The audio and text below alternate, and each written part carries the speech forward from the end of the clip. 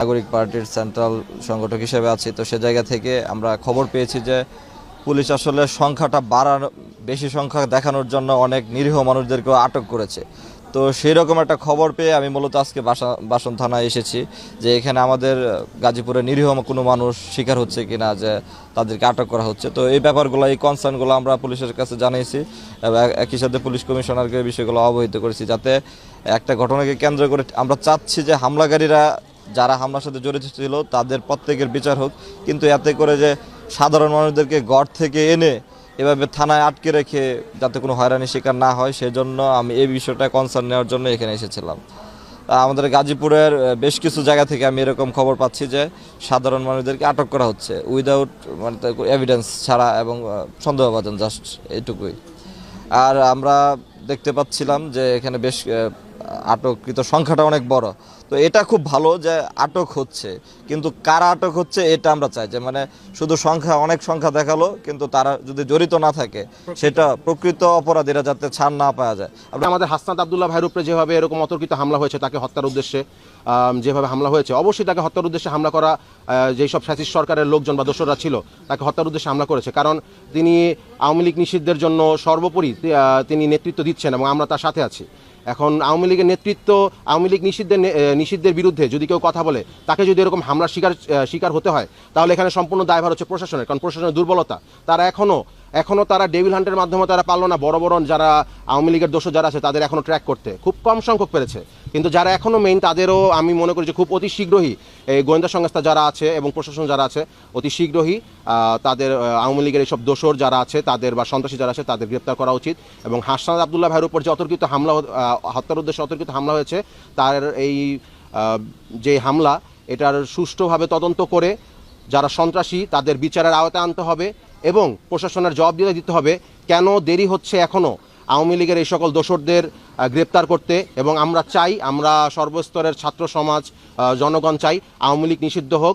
কেন্দ্রীয় পর্যায় থেকে আমাদের সিনিয়র নেতৃবৃন্দ যারা আছেন তারা এই নাম তদন্তের মাধ্যমে, বিভিন্ন গোয়েন্দা সংস্থার মাধ্যমে যাদেরকে পেয়েছেন তাদের নামগুলো এখানে দিয়েছেন।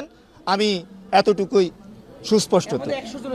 এর মধ্যে এ পর্যন্ত সংখ্যা দাঁড়িয়েছে 100। অজ্ঞাত আরো বাড়তে পারে।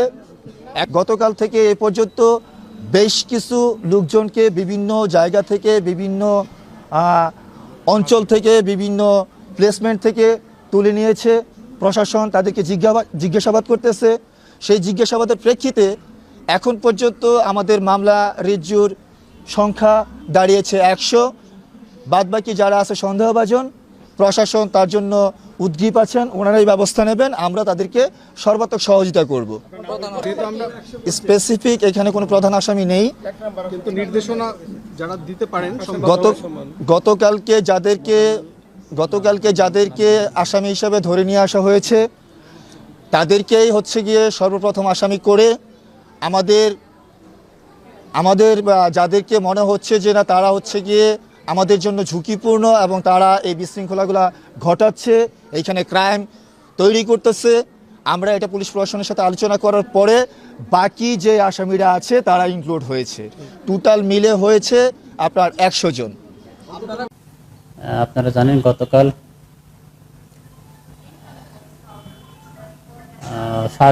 হাসনাত আব্দুল্লাহর উপর হামলা হয়েছে। সেই হামলার ঘটনার প্রেক্ষিতে আজকে গাজীপুর মেট্রোপলিটন পুলিশের বাসন থানায় একটি মামলা রেকর্ড করা হয়েছে। মামলার বর্তমানে তদন্তাধীন আছে। মামলা যারা এই হামলাতে যারা অংশগ্রহণ করছে তাদেরকে গ্রেপ্তারের প্রচেষ্টা অব্যাহত আছে এবং এই গাজীপুর মেট্রোপলিটন পুলিশের দিক নির্দেশনায় যারা কালপিট, যারা গুপ্তঘাতক বা যারা অরাজক পরিস্থিতি সৃষ্টি করার চেষ্টা করতেছে তাদেরকে আমরা আইনের আওতায় আনার চেষ্টা করতেছি। আমরা শুনেছিলাম 54 জনকে আটক করা হয়েছে, এর মধ্যে কতজনকে গ্রেপ্তার দেখানো হয়েছে কিনা?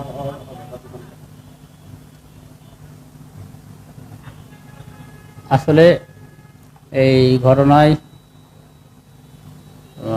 সন্দেহে এবং যে মামলা তদন্ত কার্য তো অব্যাহত আছে, এই পর্যায়ে আসলে বলা যাবে না কতজনকে গ্রেপ্তার করা হয়েছে। তবে যাদেরকে আনা হয়েছে জিজ্ঞাসাবাদ করা হচ্ছে এবং মামলার প্রকৃত রহস্য উদ্ঘাটন করার চেষ্টা করা হচ্ছে। কতজনের বিরুদ্ধে মামলা হয়েছে? মামলা আমরা যেটা জানি, জানতে পেরেছি আসলে 100 জনের নামে মামলা করা হয়েছে এবং আরো অজ্ঞাতনামা আছে।